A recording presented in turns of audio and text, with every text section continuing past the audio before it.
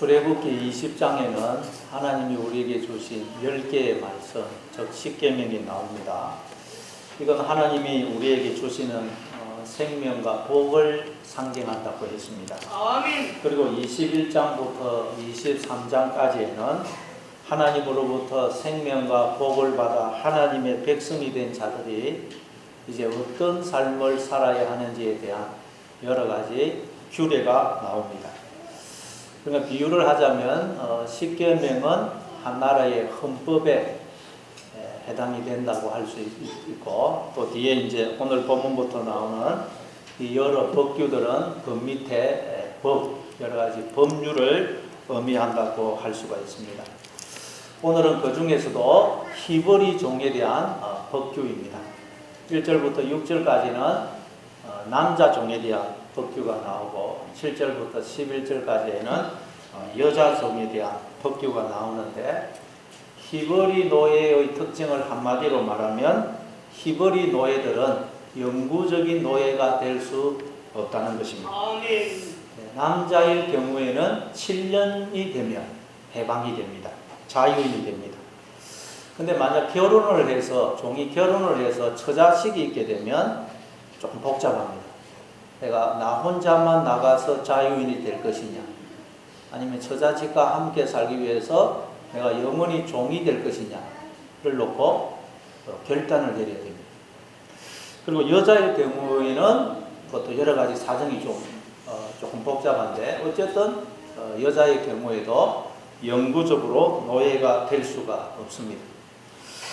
성경은 이걸 통해서 하나님은 우리를 자유케 하시려고 우리에게 자유를 주셨음을, 즉 하나님이 당신의 생명을 부어 우리를 지었었고 또한 우리를 부르시고 구원하셨다는 것을 우리에게 말씀하시는 것입니다. 감사합니다. 그래서 출애굽기 20장 1절에 보면 하나님이 이 모든 말씀으로 말씀하여 이르시되 나는 너를 애굽 땅 종되었던 집에서 인도하여 낸 내 하나님 여호와니라. 그렇게 소개를 합니다. 하나님은 우리에게 자유를 주시려고 우리를 애굽 땅 종되었던 집에서 우리를 이끌어내신 내 하나님이 되신다는 것입니다. 아멘. 따라서 우리가 지금 참된 자유와 생명을 누리지 못하고 있다면 우리는 아직도 종된 집에서 나오지 못하고 있는 상태라는 것입니다. 아직도 하나님이 내 하나님이 되지 못하고 있는 상태라는 것입니다. 그럼 우리가 어떻게 해야 종되었던 집에서 나와 참된 자유와 생명을 누릴 수 있는지, 우리가 어떻게 해야 하나님이 내 하나님이 될 수 있는지 오늘 본문을 통해서 한번 살펴보겠습니다. 우리 한번 1절을 읽어보겠습니다. 1절 같이 읽습니다. 시작. 내가 백성 앞에 세울 법규는 이러하니라. 이제 이스라엘 백성들은 애굽 땅 종되었던 집에서 나와서 하나님의 백성이 되었습니다. 아멘. 달리 말하면 하나님과 결혼한 하나님의 신부가 되었어요. 여러분, 신앙생활이란 예수님과, 즉 하나님과 결혼하는 거죠. 결혼. 신앙생활이란 하나님과 결혼하는 거예요.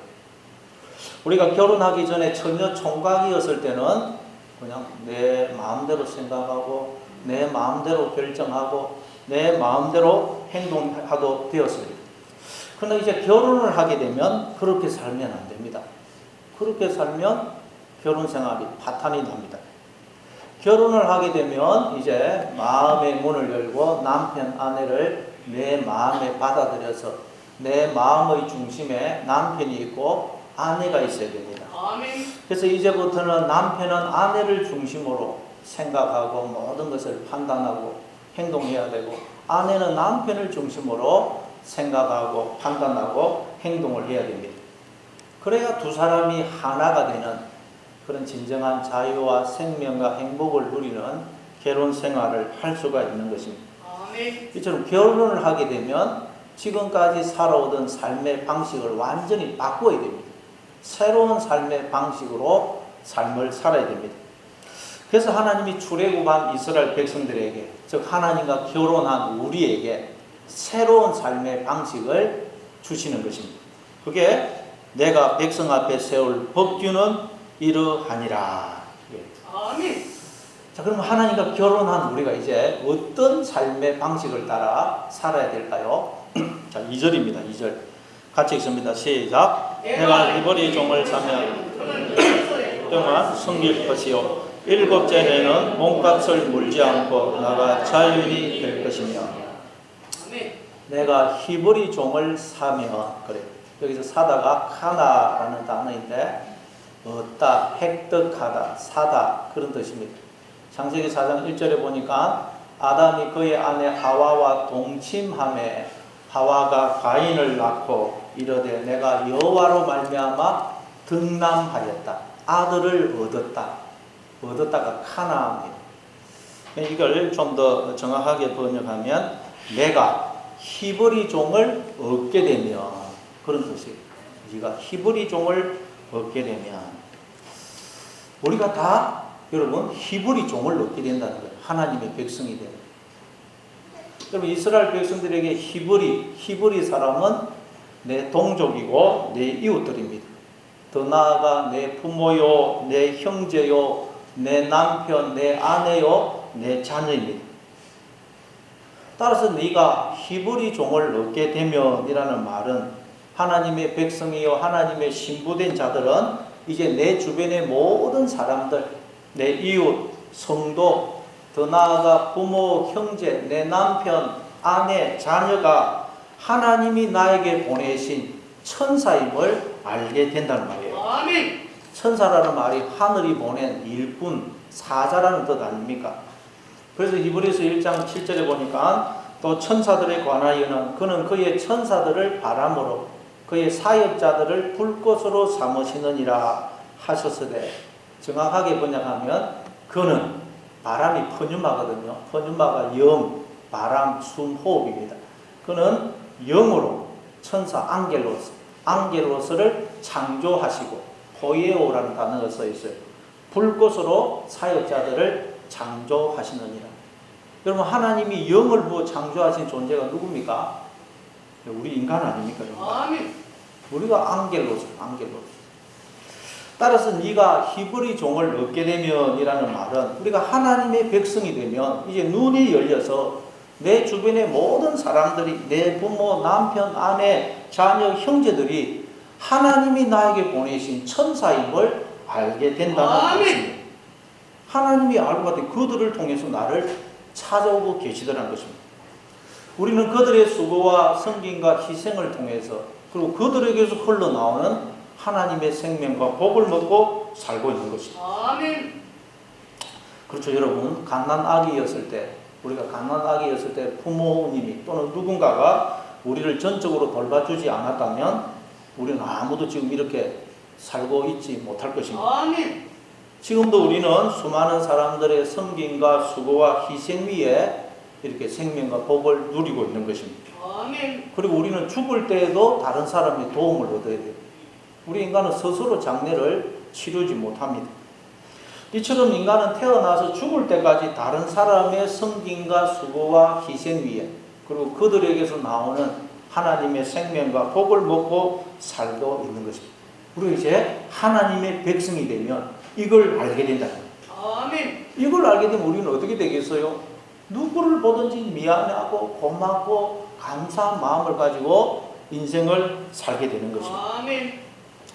이처럼 우리가 하나님의 백성이 되고 나니까 내 주변의 모든 사람들이 하나님이 나에게 보내신 천사들이라는 거예요. 천사.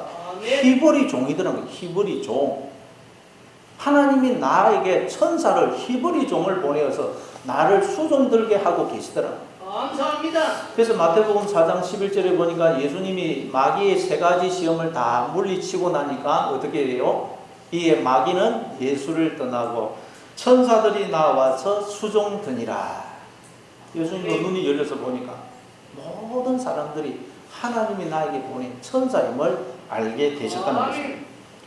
여러분은 하나님이 보내신 천사의 수종을, 히브리 종의 수종을 받고 있다는 것을 늘 기억하시기 바랍니다. 아멘. 그 천사가 누구라고요? 내 주변의 모든 사람들, 내 가족들, 그들이 하나님이 보낸 천사라는 거예요. 뿐만 아니라 놀라운 사실은 그 히브리 종이 내 안에도 들어와 있더라고요. 그 휘발이 내 바깥에만 있는 게 아니고 내 안에도 들어가 있다는. 여러분, 하나님이 우리 안에 영으로, 생명으로, 왕으로, 주인으로 들어오셨죠. 아멘. 그런데 우리 안에 들어오신 하나님은 어떤 왕으로 들어오시는데, 하나님이 그 왕은 어떤 왕이라 그래요? 예수님이 마태복음 20장 28절에서 내가 온 것은 섬김을 받으려 함이 아니요 도리어 섬기려 하고 내 목숨을 많은 사람의 배송물로 주려 함이니라 그랬죠. 감사합니다. 예수님은 하나님이 사람이 되어 오신 분입니다. 그래서 예수님 이야기는 첫째 하나님 이야기이고, 둘째 예수님 안에 있는 우리 이야기. 그러니까 하나님은 우리 안에 영으로, 생명으로, 주인으로, 왕으로 들어오시는데 어떤 모습으로 들어오느냐? 왕으로 그냥 권세를 부리고 대접받는 그런 모습으로 온 게 아니고 종의 모습으로 와가지고 종으로 우리를 섬기고 주고 당신의 생명을 우리에게 주어 우리로 하나님의 생명과 복을 누리도록 하기 위해서 오셨다는 것입니다. 감사합니다. 다시 말해 하나님이 우리 안에 들어오실 때 히브리 종으로 들어오죠. 히브리 종으로. 가장 종이라면 뭐예요? 노예로 우리 안에 들어와 계신다는 거예요. 그렇게 해서 우리가 영원토록 하나님의 생명과 복을 누리며 사는 것이 천국이고, 지금도 그렇게 해서 우리가 비록 부분적이고 희미하지만 이렇게 생명과 복을 누리며 살고 있다는 것입니다. 아멘. 이처럼 여러분 다 우리 속에 하나님이 히브리 종으로, 노예로 들어와 계신 거예요. 이걸 이사야서 9장 6절에서는 이렇게 말씀합니다. 이는 한 아기가 우리에게 낳고 한 아들을 우리에게 주신 바 되었는데 그의 어깨에는 정사를 메었고 그의 이름은 기묘자라, 모사라, 전능하신 하나님이라, 영존하시는 아버지라, 평강의 왕이라 할 것임이라. 자, 하나님이 우리에게 한 아들을 주셨다 그래요. 그런데 그 아기의 어깨에 정사, 즉 왕권, 통치권이 주어져 있고 그 아이의 이름이 기모자이고 모사고 전능하신 하나님이고 영존하시는 아버지이시고 평강의 왕이라 그래요. 아멘. 그러니까 여러분, 하나님이 그 전능하신 하나님 우리 안에 들어오시되, 왕이신 하나님 우리 안에 들어오시다. 어린 아기의 모습으로 우리 안에 들어오셨다는 거예요. 아멘. 어린 아기의 모습으로 우리를 찾아오신다는 거예요. 그래서 여러분, 우리가 이 세상에서 경험할 수 있는 가장 놀라운 기적, 신비, 기쁨과 감격은 뭐예요? 생명의 탄생입니다. 생명의 탄생. 여러분, 생명의 탄생은 우리 인간의 지혜와 이성으로는 그 설명이 불가능한 설명이. 그건 내가 만든 게 아닙니다. 생명은 하나님이 그 생명을 통해 우리를 찾아오십니다. 아멘. 그래서 우리는 생명이 탄생할 때마다 하나님이 이번에는 어떤 모습으로 자신을 드러내실까? 하나님이 이번에는 어떤 모습으로 우리를 찾아오실까? 참 설레이는 마음을 가지게 되고, 그리고 아이가 태어나게 되면